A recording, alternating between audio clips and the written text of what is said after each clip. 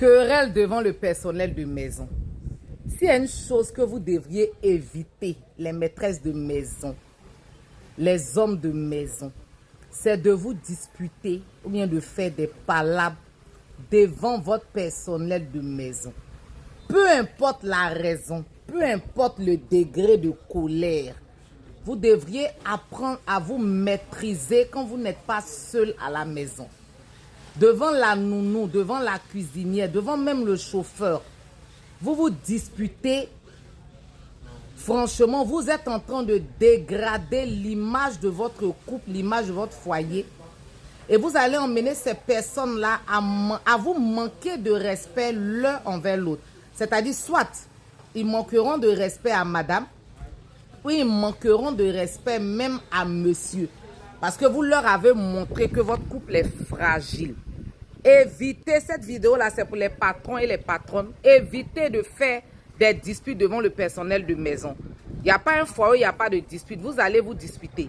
Mais si vous voyez que la discussion est en train de prendre une autre tournure, que vous n'êtes pas seul à la maison, voilà ce que vous devriez faire. Vous sortez. Un de vous se retire de la maison. Vous partez prendre de l'air un peu. Quand vous allez revenir, quand vous êtes calme, vous allez discuter, vous allez parler. Mais vous insultez, criez.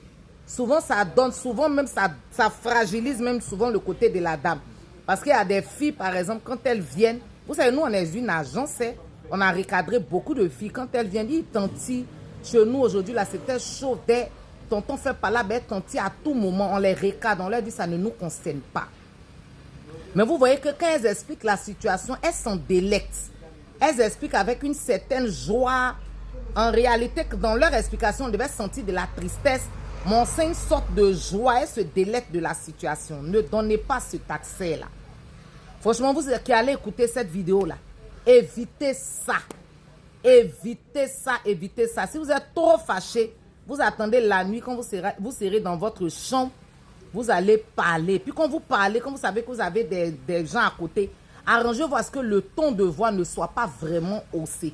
On peut discuter dans un couple, mais on peut discuter classe. Et vous, qu'en pensez-vous?